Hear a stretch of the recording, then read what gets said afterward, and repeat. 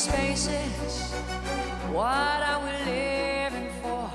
Abandoned places. I guess we know the score. On and on. Does anybody know what we are looking for? Another hero. 22 mai 2016. Céline Dion enflamme la scène des Billboard Music Awards, In the pantomime. l'une des plus prestigieuses cérémonies musicales du monde. Does anybody want to take it anymore? Cette année-là, Céline Dion reçoit le prix Icon, qui récompense l'ensemble de sa carrière. Sur la scène de Las Vegas, Céline interprète le célèbre titre du groupe Queen, The Show Must Go On, le spectacle continue, comme un symbole 4 mois après le décès de son mari, René Angélil.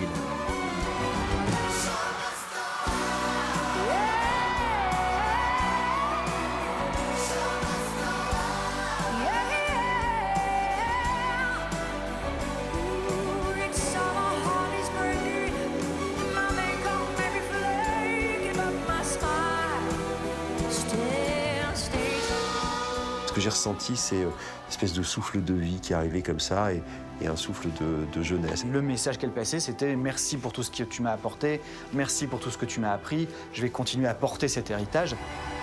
Un vibrant hommage à celui qui a construit toute sa carrière à ses côtés. Lui qui a forgé son destin de star. Vous allez voir comment René Angélil, son alter ego, son manager, devenu son mari et le père de ses 3 enfants, celui qui le premier près de 40 ans auparavant a décelé l'incroyable talent et le potentiel hors du commun d'une petite gamine québécoise que rien ne prédestinait à devenir une superstar mondiale.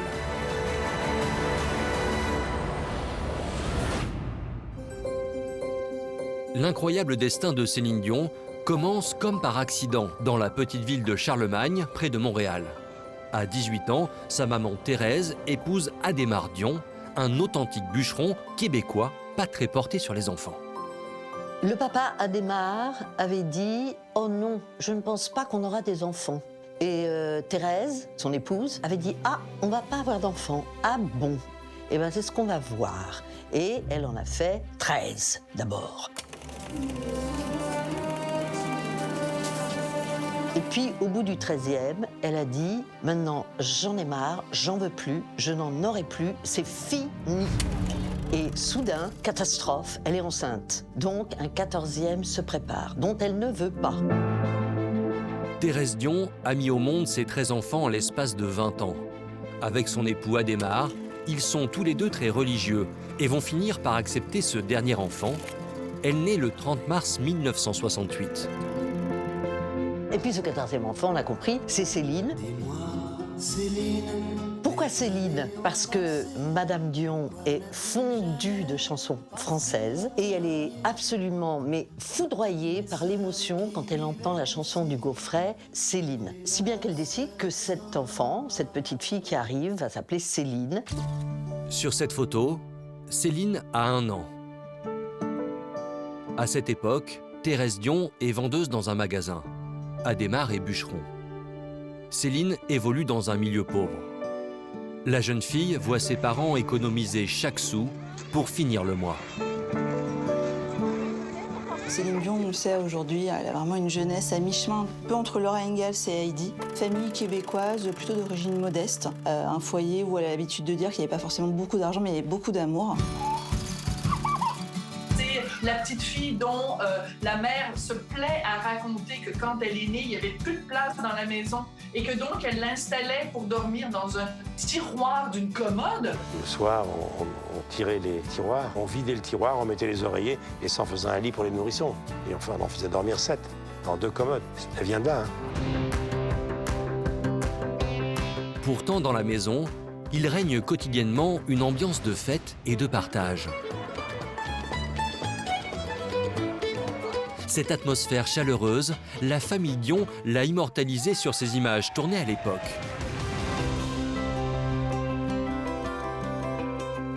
Au sein de la fratrie, Céline jouit d'un statut particulier. Être la petite dernière dans une famille, c'est déjà un rôle un peu particulier. Être la 14e et la petite dernière, ça lui confère une espèce de... C'est un peu la chouchoute, enfin voilà, c'est la dernière de la famille. Elle est particulièrement attachante, particulièrement exubérante. C'est la petite chérie de papa, c'est la petite chérie de maman. Elle est un peu élevée aussi par les frères et sœurs. C'est bon, allez, go, bon. Et ce qui soude cette famille très nombreuse, c'est l'amour de la musique. Les enfants jouent tous d'un instrument. La maison est une scène de concert permanente. Elle a un papa qui est accordéoniste, qui joue de la musique, etc. Donc il y en a qui font de la batterie, il y en a qui font de la trompette, il y en a qui font de l'accordéon, il y en a qui font du piano, il y en a qui chantent. Ils font tous quelque chose. C'est au sein de l'orchestre familial que Céline va révéler son talent précoce. Dans les années 70, la famille Dion achète un petit restaurant, le Vieux Baril. Et pour attirer du monde, fini l'amateurisme, les enfants créent un groupe de musique et jouent tous les soirs. L'une des grandes sœurs doit en être la chanteuse. Mais grâce à sa voix unique et son énergie débordante, c'est finalement Céline qui est propulsée leader du groupe à seulement 6 ans. Vous savez, elle est de ces enfants qui montent sur la table à la fin du dîner et qui chantent des chansons et qui font un peu l'attraction dont les parents sont un peu fiers. C'est pas une petite fille qui chante, c'est une petite fille qui est une diva en puissance. C'est-à-dire que dans toute la région, on sait qu'il y a une petite fille qui a une voix extraordinaire et qui chante le soir au Vieux Baril. La jeune prodige est déjà la star de la famille et de toute la région.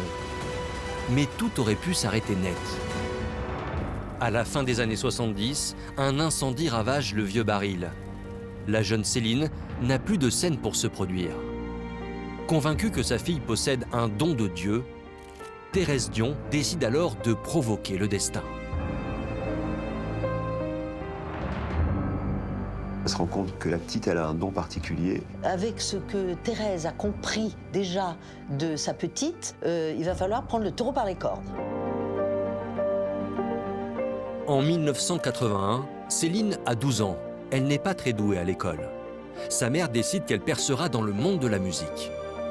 Alors elle le prend tellement bien par les cornes qu'elle commence par lui écrire une petite chanson sur sa grand-mère, sur son plaisir de se réveiller le matin et de voir les petits oiseaux chanter. Tout le monde s'y met. Ses frères et sœurs composent la mélodie et enregistrent Céline sur cassette.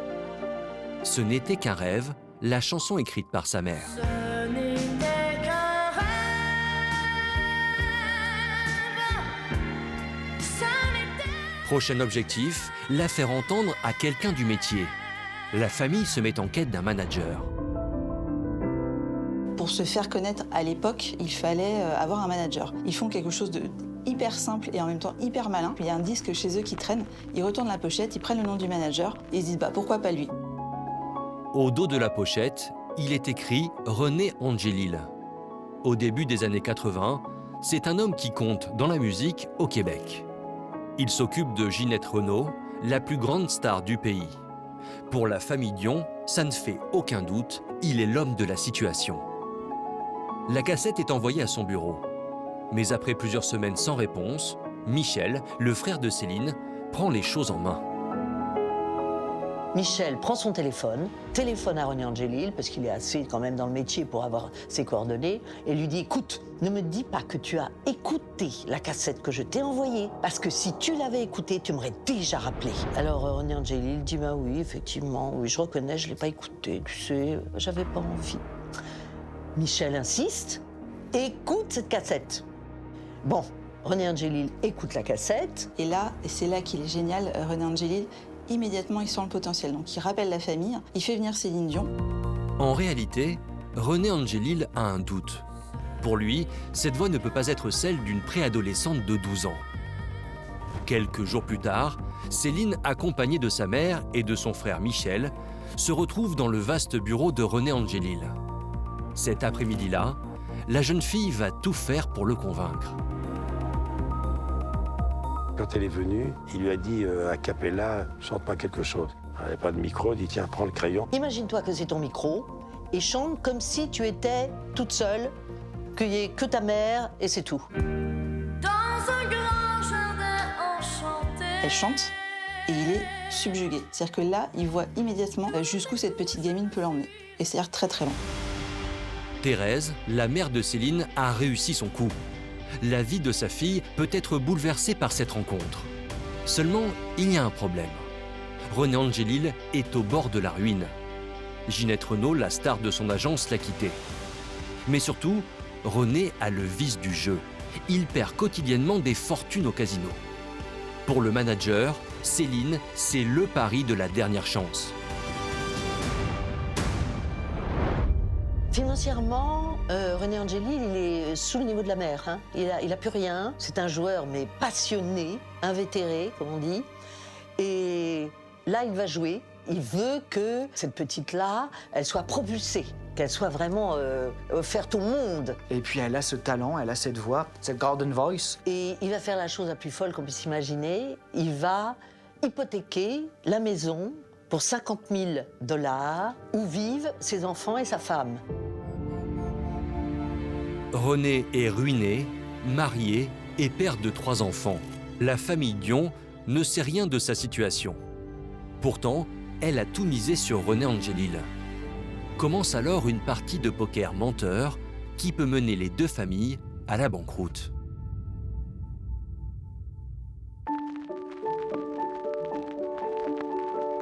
J'espère que vous savez maintenant à quel point on aime ça vous présenter quelqu'un pour la première fois, à quel point on aime ça vous faire découvrir.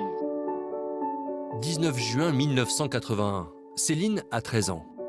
Elle est l'invitée vedette de l'un des talk-shows les plus regardés au Québec. Ce soir-là, Céline doit chanter en direct « Ce n'était qu'un rêve », la chanson écrite par sa mère. Elle a 13 ans et elle a une voix magnifique, à vous d'en juger. C'est Céline Dion. René a été clair, il n'y aura pas de seconde chance. Ce premier passage à la télévision doit lancer sa carrière.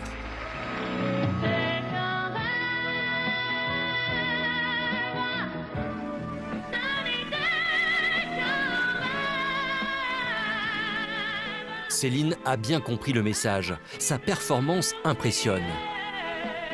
Ce n'était qu'un rêve. Ce titre, écrit par sa mère, est immédiatement classé aux charts québécois. Dans la foulée, le premier album, La Voix du Bon Dieu, écrit par Eddie Marnay, parolier d'Édith Piaf, se vend à plus de 100 000 exemplaires.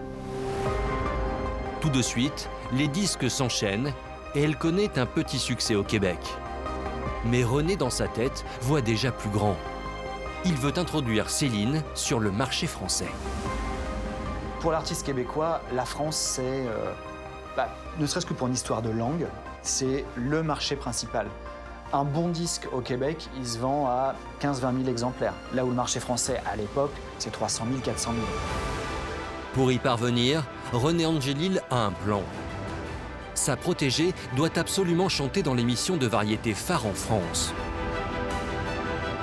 Pour conquérir le marché français, c'est la meilleure porte d'entrée. Céline, c'est super. Le 29 janvier 1983, le duo s'envole pour Paris. Le soir même, Céline doit faire sa première apparition dans l'émission Champs-Élysées.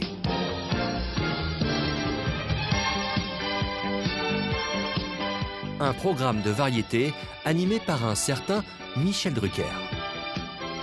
Voici maintenant un moment que nous attendons tous avec impatience et l'intéresser davantage, puisque sa première apparition dans une émission de grande écoute à la télévision. Ça se passait là, à 10 mètres de vous. C'était juste derrière la caméra, dans le studio Gabriel, qui est devenu un studio mythique. On était un peu étonnés. C'était pendant la répétition, la salle était vide, il y avait René Angelil évidemment, il y avait sa maman, Thérèse, et là on a vu une petite,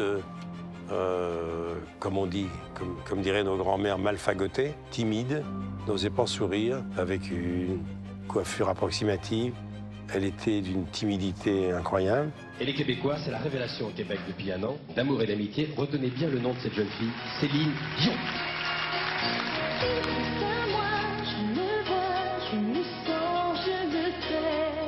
Cette fille qui avait l'air vraiment d'être mal dans sa peau, mal dans ses gestes, mal dans l'espace, quand elle a ouvert la bouche, qu'elle a commencé à chanter, alors là, il s'est passé un truc. Et on s'est dit, mais elle avait 14 ans, 15 ans. On a été étonnés.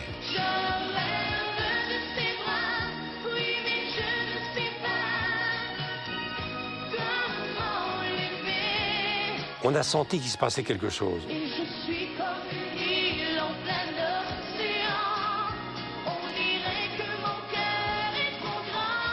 Son premier passage à la télévision française est une réussite.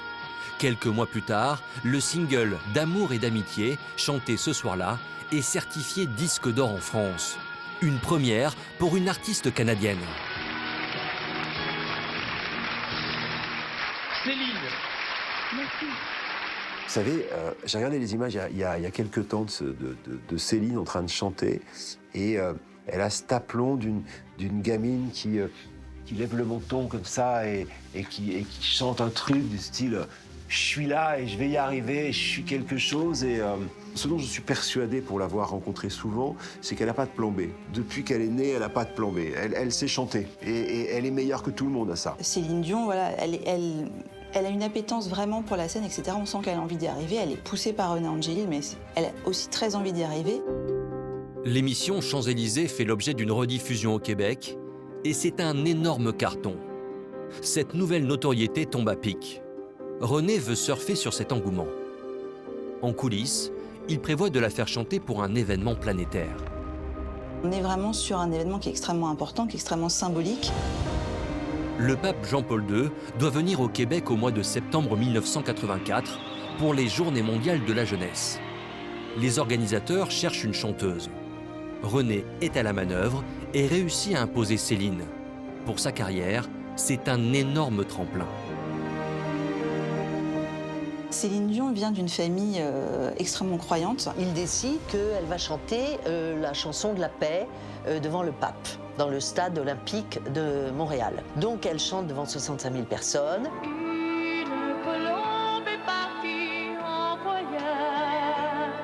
Elle dit que rien ne lui a fait plus peur que ce jour-là, que la reine d'Angleterre, tout ça, c'est rien.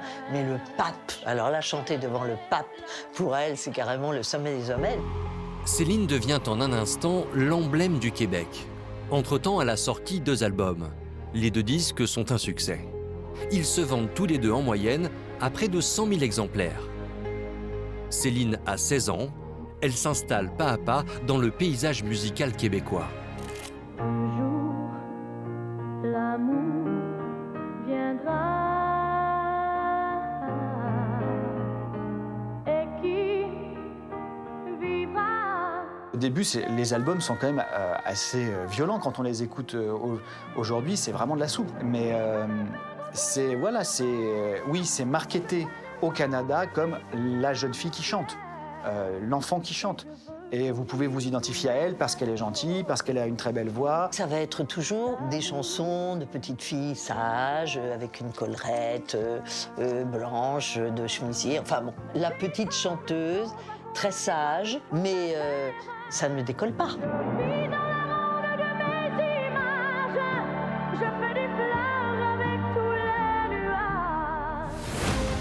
La notoriété de Céline ne dépassera jamais les frontières de la province québécoise sans un changement de style radical. Son manager René Angélil en est persuadé. Lui, qui rêve de triompher à Paris, va alors prendre tous les risques et lui imposer une métamorphose totale. Elle est devenue une enfant vedette, pas star, mais une enfant vedette. Et puis après, il va falloir qu'elle passe à autre chose. Et passer à autre chose, c'est ne pas se satisfaire du don qu'elle a. Donc, se mettre à travailler. En 1986, Céline a 18 ans. Elle a connu un succès d'estime au Québec. Mais il y a encore du chemin à faire pour conquérir la France. Pour y parvenir, René a en tête un modèle de réussite.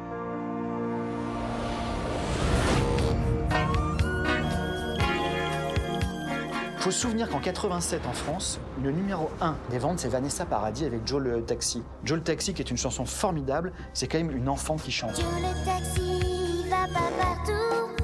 À cette époque, Vanessa Paradis squatte les sommets des charts. Elle n'a que 14 ans, mais avec son look négligé de femme-enfant, elle a séduit le public français. Connais toutes les rues par cœur. Joe le Céline Dion, au même moment, quelques mois ou quelques années plus tard, arrive quasiment au même âge. Elle est un peu plus âgée, mais avec une puissance vocale de dingue. Et donc, c'est deux publics différents, mais on voit qu'il y a une grande chanteuse qui va exploser et une artiste à côté, on ne sait pas encore ce qu'elle va devenir. René Angelil a du flair. Il sent qu'il est temps pour Céline d'évoluer. En 1986, il met sa protégée au repos forcé. Une pause pendant laquelle il lui demande de se moderniser. Première étape, elle doit changer d'apparence. Elle n'est pas très jolie, elle est un peu disgracieuse, et du coup, c'est un peu Madame Tout-le-Monde, enfin l'enfant comme tout le monde. Son physique était quand même ingrat. Elle a quand même ri que ses dents, ses cheveux un peu tout croches. Elle était habillée n'importe comment. Elle vient de sa petite campagne, elle vient d'une famille très nombreuse qui n'a pas beaucoup d'argent. René Angelil arrive assez vite dans l'affaire et imagine autre chose. Pendant cette année-là, il lui a fait faire, donc refaire les dents, il lui a fait refaire son look. On ne pouvait pas imaginer au début que Céline allait devenir cette femme épanouie, ravissante, vraiment une icône de la mode. C'était pas vraiment évident au début. Et voilà, le storytelling est déjà en marche. En quelques mois, Céline n'est plus la même. La métamorphose saute aux yeux de son manager. Pour René, c'est un nouveau pari réussi.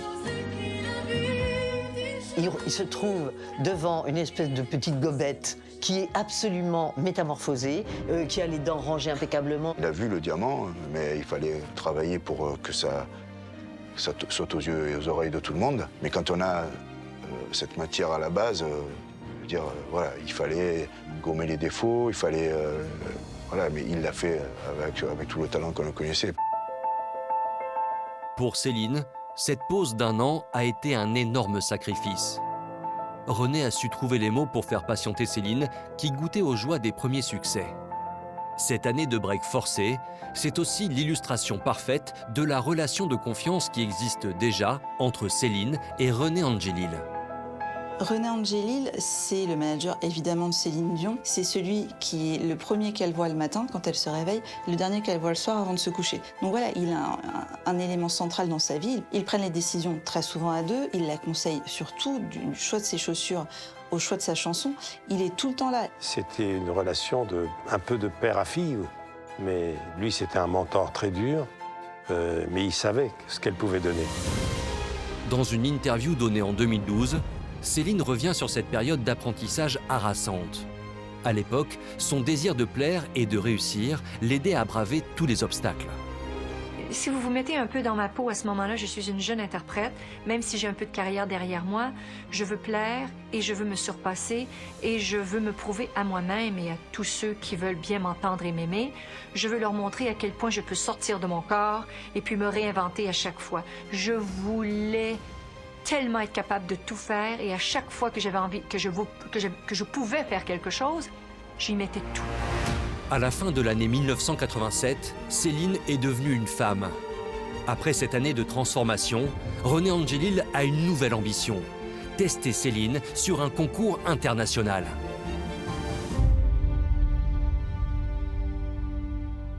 René, qui a toujours des idées fantasmagoriques, a décidé, s'il vous plaît, que Céline allait chanter à l'Eurovision. L'Eurovision, alors aujourd'hui on a toujours une idée un petit peu cheap, un petit peu rigolote, c'est quand même un super tremplin. L'Eurovision, c'est à l'époque l'un des plus grands concours dans le milieu de la musique. Pour un artiste, c'est l'assurance de se faire connaître au niveau international. Parce que là, d'un coup, d'un seul, on arrive sur scène, on a littéralement une bonne partie des pays du monde qui vous découvrent et qui vous aiment ou pas. Mais problème, Céline est canadienne. Logiquement, elle ne peut pas se présenter à ce concours, a priori exclusivement réservé aux Européens. Mais son manager a plus d'un tour dans son sac. Il a trouvé un vide juridique. En fait, une chanteuse a le droit d'endosser les couleurs de n'importe quel pays. Elle doit simplement passer un casting. À l'époque, évidemment, pour faire partie de l'Eurovision, il faut faire partie de l'Europe. Donc Céline Dion se présente sous les couleurs de la Suisse. Céline a passé le casting haut la main. Le 30 avril 1988, elle se présente sous les couleurs de la Suisse sur la scène de Dublin en Irlande pour son premier grand concours international. Dans les coulisses, Renée n'y est pas allée par 4 chemins. Elle doit à nouveau tout faire pour gagner.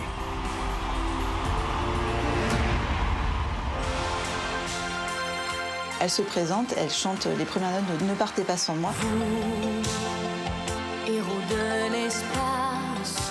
Pour elle, c'est une espèce de tremplin dingue. Tous les ans, on est sur, je sais pas, 150, 200 millions de spectateurs. Enfin, c'est un peu dingue d'ailleurs comme histoire. Ne partez pas sans moi, laissez-moi vous suivre.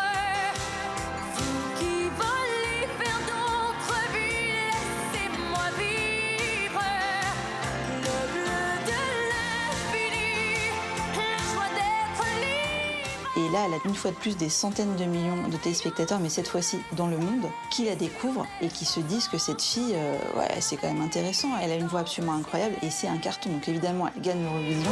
Qui volez vers notre vie, ne partez pas sans moi.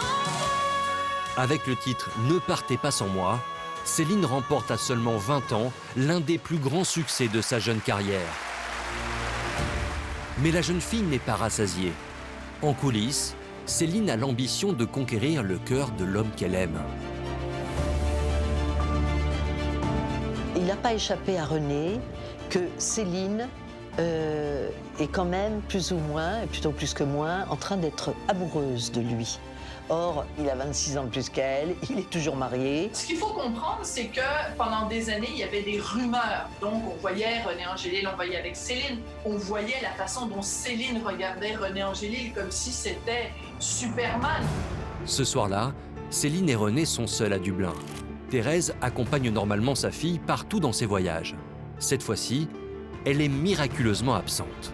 Dans l'euphorie du succès, Céline tente le tout pour séduire René.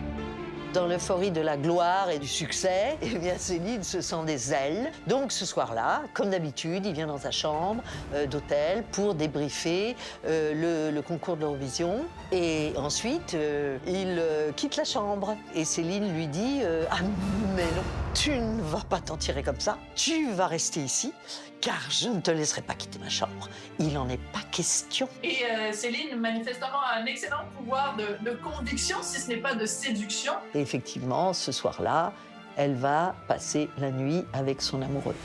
Pour Céline, c'est le second trophée de la soirée et sans doute le plus important. Seulement, René est toujours un homme marié. Céline est très religieuse. Tout est contraire à son éducation. En rentrant dans la ville de Charlemagne, où elle vit toujours avec ses parents, sa mère va tenter de la recadrer. Quand Thérèse apprend par la bouche de Céline, qui ne s'en cache pas, elle ne tient pas le secret. Elle le dit à sa mère, qu'elle est devenue femme, elle a passé la nuit avec son amoureux. Mais alors, Thérèse est déchaînée. Elle a essayé d'empêcher cette relation. Elle ne voyait pas d'un bon œil que sa fille tombe amoureuse d'un homme qui avait quasiment son âge. Elle lui dit je t'interdis, tu crois que tu aimes cet homme, mais tu aimes ce qu'il est en train de faire dans ta vie. C'est pas du tout pareil, mais ce n'est pas lui que tu aimes. Enfin, cet homme, ce vieux monsieur de 46 ans qui a 26 ans de plus que toi. D'une certaine façon, elle se sentait un peu trahie. Sauf que ça n'est pas un cas où quelqu'un a abusé de quelqu'un d'autre. Céline avait un amour extrêmement sincère et authentique pour René Angélil. Dans le clan Dion, la nouvelle est un choc. Mais Thérèse comprend vite qu'elle ne pourra jamais convaincre sa fille de quitter son manager. La rupture signifierait sans doute aussi la fin de leur collaboration. L'entourage de Céline va donc passer à un pacte secret. Pour préserver sa carrière, personne ne doit être au courant. Mais pour Céline qui vit sa première histoire d'amour, ce secret est lourd à porter. Comment vous avez fait pour savoir qu'un homme vous aime pour ce que vous êtes et pas pour ce que vous faites? Parce que je pense de l'avoir déjà trouvé. C'est un secret que j'ai hâte de délivrer. Le moment où ils pourront enfin révéler leur amour au grand jour, pour elle, ça va être une libération. Et elle était très malheureuse. Voulez-vous nous le dire? Non. Il y a une contradiction, là. Pourquoi? Parce que c'est pas possible. On voyait bien dans ses yeux qu'elle était follement amoureuse de lui. La différence d'âge, c'est sûr que ça choque, mais en même temps, leur proximité était telle que ça allait être source qu'à un moment donné, ça allait se produire. Prochaine interview, peut-être. Céline va se consoler sur scène où tout lui sourit. En public, elle chante son amour pour René avec le célèbre tube « Where Does My Heart Beat Now ».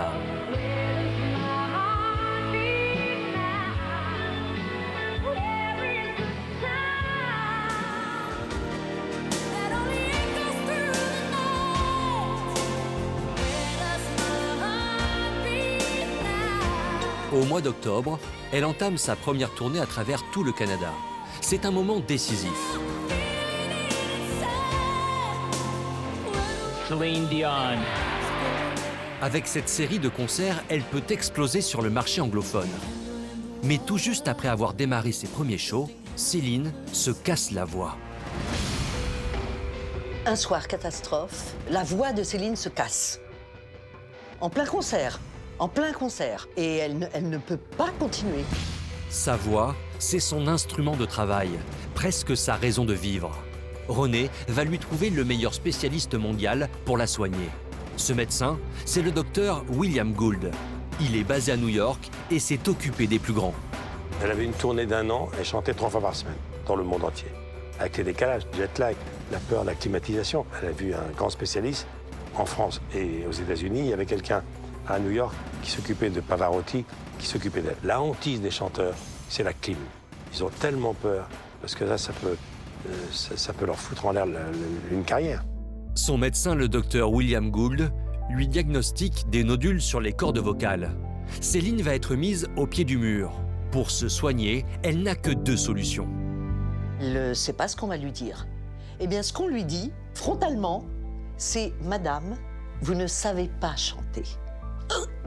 Comment? C'est surtout qu'elle ne sait pas utiliser sa voix. Et elle l'a mal utilisée. Et le professeur lui dit « Vous pouvez continuer comme ça, vous allez casser votre voix définitivement et vous ne pourrez plus chanter. » Alors, elle lui dit il y a 2 solutions. Ou bien je vous opère et vous ne retrouverez plus jamais la voix que vous avez maintenant. Vous aurez une autre voix. Ou bien alors, vous vous taisez de façon totale pendant 4 semaines. Sa discipline et sa détermination vont payer. Quelques mois plus tard, Céline assure avec succès les 37 concerts de sa tournée à travers tout le Canada. La notoriété de la chanteuse est en train d'exploser. Elle devient bankable. L'Eurovision l'a installée en Europe, un continent où elle va connaître son premier véritable succès.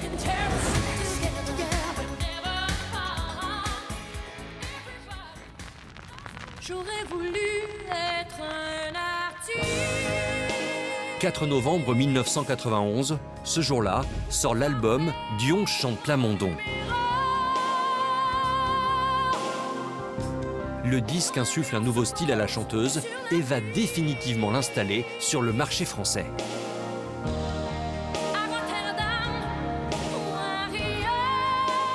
Luc Plamondon, c'est le type qui fait Starmania hein, avec Michel Berger. C'est un rocker, Plamondon. C'est pas Eddie Marnet, quoi. On est plus dans des textes un peu plus adultes, un peu plus sexy, un peu plus accrocheurs. Il y a un album qui s'appelle Céline chante Luc Plamondon, où là, impossible de ne pas entendre cette voix, ces chansons qui sont dingues, et de voir qu'elle arrive à transfigurer ces titres-là, en fait. Comment, baby, fais-moi une chanson. Réponds au moins au téléphone. Je sais bien que ton occupation préférée, c'est d'avoir du fun. Pour elle, ça va être sa première révolution. Et d'ailleurs, c'est à ce moment-là qu'elle va nous intéresser un peu plus, les Français. C'est de la grande variété, c'est bien écrit, et c'est une très belle porte d'entrée dans ce monde de la variété française, parce qu'à l'époque, il n'y a pas grand-chose, il n'y a pas encore la mode des chanteuses à voix. Avec plus de 600 000 exemplaires vendus en France, l'album est 2 fois disque de platine. Ce succès donne l'idée à René de lui faire reprendre un autre morceau phare de la comédie musicale Starmania. L'interprétation de Céline sur le titre Ziggy va bouleverser le public français.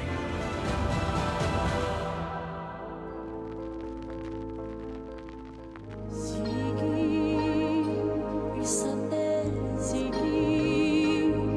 Je suis folle de lui.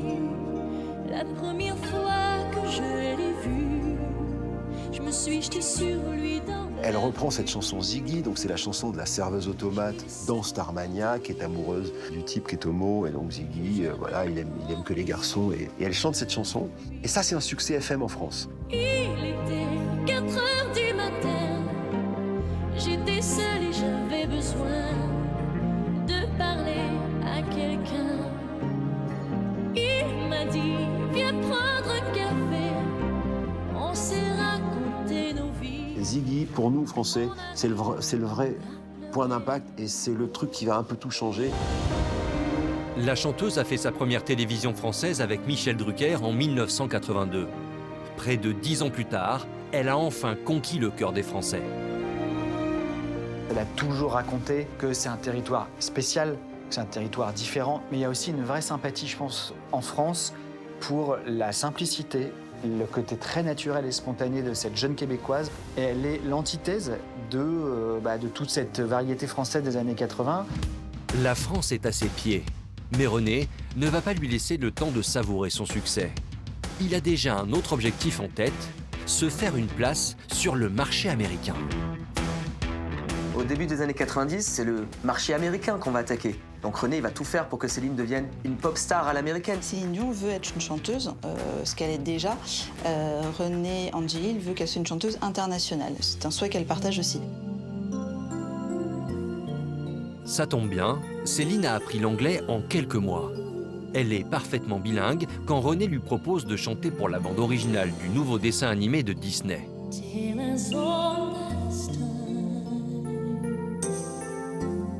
Pour la chanteuse, c'est une opportunité unique de se faire connaître aux États-Unis.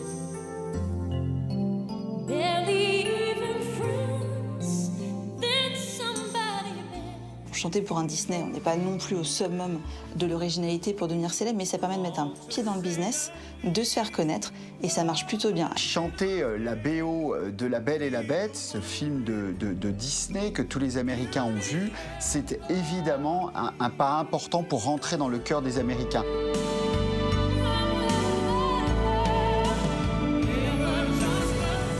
Pour ce titre, Céline Dion chante en duo avec Peabo Bryson, une star américaine de l'époque.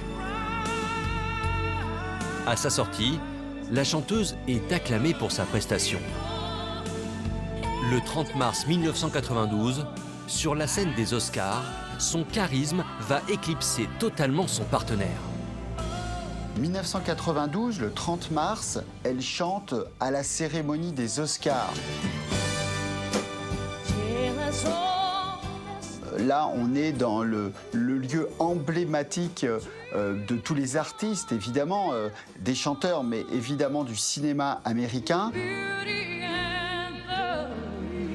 Elle chante aux Oscars.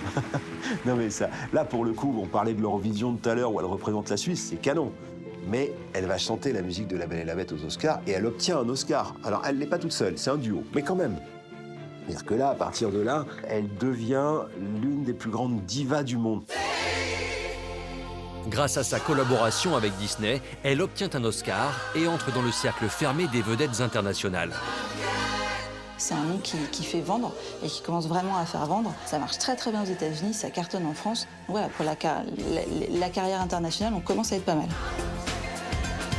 Elle est désormais l'égale de Whitney Houston, de Barbra Streisand, qui sont l'aînée qu'on vénère depuis le début, et puis espèce de sister black concurrente hyper talentueuse, quoi. C'est-à-dire qu'elle réussit le prodige d'exploser en même temps dans deux pays qui sont, alors pas antinomiques, mais quand même.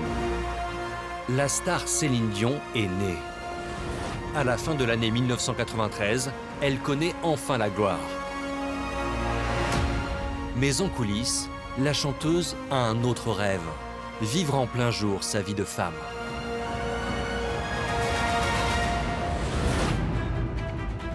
En public, René est le manager, Céline est l'artiste. Mais depuis 1988 et le concours de l'Eurovision, les deux tourtereaux vivent leur relation amoureuse dans le plus grand secret. Pour René, leur couple peut nuire à l'ascension de sa protégée.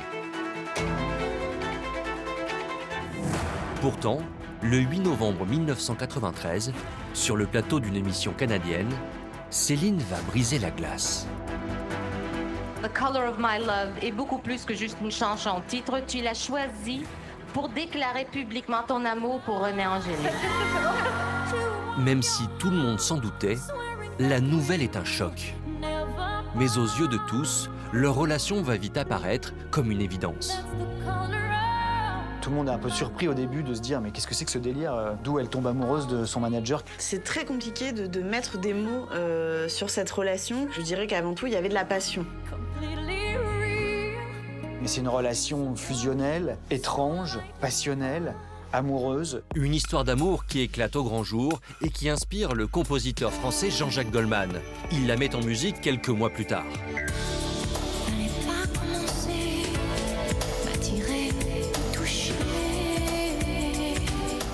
Deux, et s'il suffisait d'aimer, 2 albums signés Goldman qui collent à la peau de Céline et résonnent comme des hymnes à sa passion pour René. S'il suffisait qu'on s'aime, s'il suffisait d'aimer, si l'on changeait les choses un peu et tout recommençait.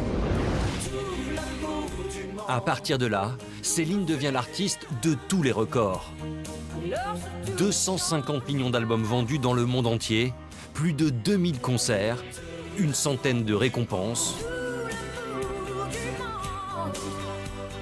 jusqu'au décès de René.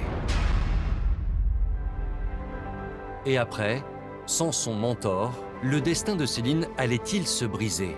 Beaucoup pensent alors que la mort de René peut sceller la fin de la carrière de Céline. Mais l'artiste au caractère en acier trempé trouve l'énergie pour rester au sommet.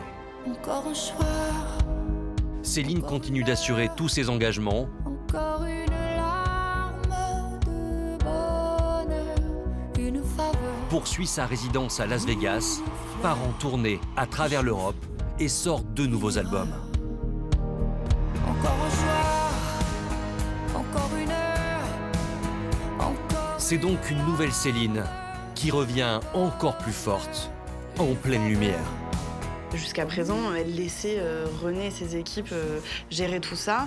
Et là, elle s'est bien rendue compte que c'était à elle de finalement reprendre le pouvoir là-dessus. Careful, you hear what you had? And I'm about in 5 minutes to do my vocal exercise.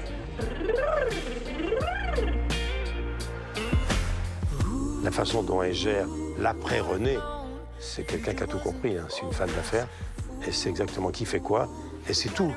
Tout, elle est très au courant. Ok, c'est ça, recule pas parce que moi je vais. C'est devenu une chef de bande, une PDGère même. En plus, elle doit répondre à une obligation d'image, donc elle est un peu sur tous les tableaux, à la fois comme artiste, sur scène, comme mère. Elle fait ce qu'elle veut. Elle fait ce qu'elle veut. Plus personne peut dire « Non, c'est pas terrible pour ton image, quoi ».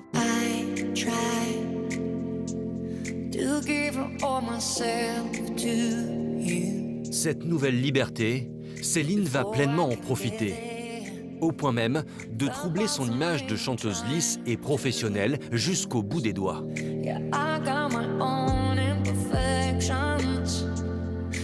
2 juillet 2019, Céline est à Paris. Ce jour-là, elle assiste à un défilé pour la Fashion Week. Devant les photographes, la star affirme sa nouvelle image. Face aux objectifs, elle apparaît en tenue de couturier, le visage amaigri. Sa métamorphose suscite l'interrogation. Fashion Week 2019, où je dis n'importe quoi, elle est restée 6 jours. Je me souviens à l'époque, je crois que j'avais compté, je crois qu'elle a sorti 40 looks. Elle sortait 4 fois par jour de l'hôtel avec des looks différents. Le changement d'aspect physique de Céline Dion, c'est impossible de faire comme si ça n'avait pas existé. Ce qui est assez notable avec elle, c'est la transformation. La façon dont, en quelques années, elle s'est modernisée, glamourisée. Elle est devenue aussi, de façon assez étonnante d'ailleurs, une icône de mode. À 51 ans, Céline a décidé de surprendre. Mais pour certains, elle est libérée d'une prison dorée depuis le départ de René. Pour d'autres, elle tente simplement de rester dans le coup. Elle n'était pas la créature de René parce qu'ils ont fait tout ça ensemble. Mais quand même, il lui avait imposé un cadre. Et on a vu après que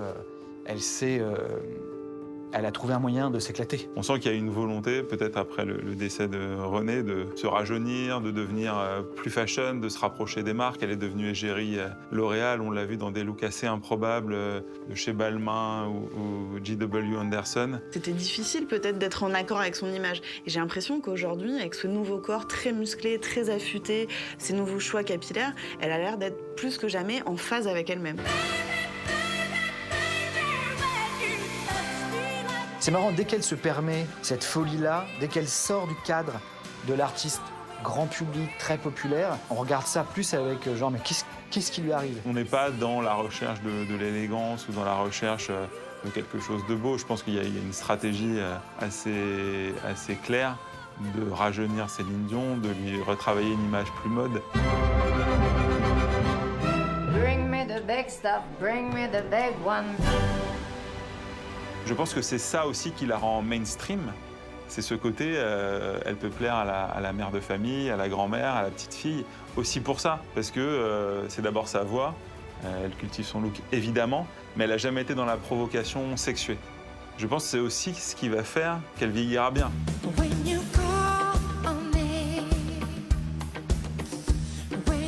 Madonna, de nos jours, c'est devenu un peu compliqué d'observer ces frasques toujours provocantes, provocatrices et très sexuelles encore. Là où Céline Dion, elle ne va jamais se retrouver à 60 ans le cul sur scène à l'air, parce qu'elle ne l'a jamais fait. Je ne vois pas de raison qu'elle commence à le faire.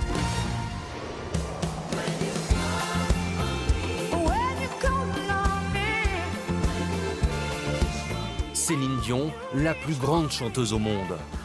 La diva qui trouble et impressionne à chaque apparition. Celle qui, partie de rien et a tout réussi, nourrit-elle encore des rêves inavoués?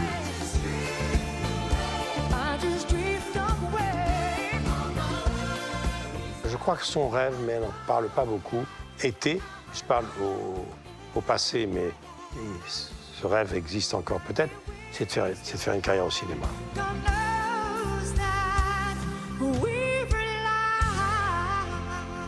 Ce qui lui manque, c'est ça. Et moi, la dernière conversation que j'ai eue à Montréal avec René, c'était ça. Je pense, à une époque, je ne sais pas si c'est toujours d'actualité, elle rêvait de...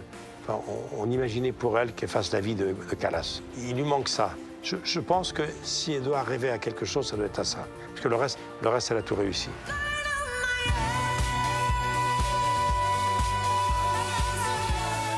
Qu'est-ce qu'on peut retenir des 40 ans de carrière de Céline Dion? On peut quand même retenir l'histoire d'amour avec René. S'il suffisait qu'on s'aime, s'il suffisait d'aimer. Elle fait ce qu'elle veut, elle est très grande, elle est très riche et surtout, personne ne peut lui donner des leçons sur sa carrière parce qu'elle l'a menée comme personne au monde. C'est la plus grande star du monde. C'est elle qui a décidé d'être chanteuse. Elle avait 13 ans, elle a dit « je serai chanteuse, je monterai sur scène, je chanterai tous les soirs ». Et résultat, elle avait raison. Et elle a fait de son destin absolument ce qu'elle voulait.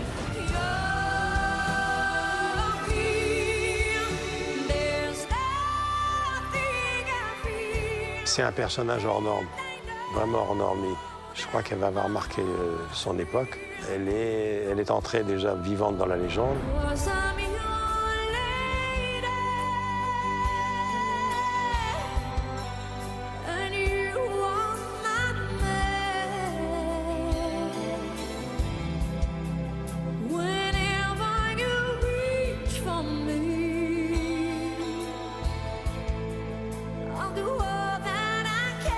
Céline Dion, t'es obligé de t'incliner devant un don et un talent.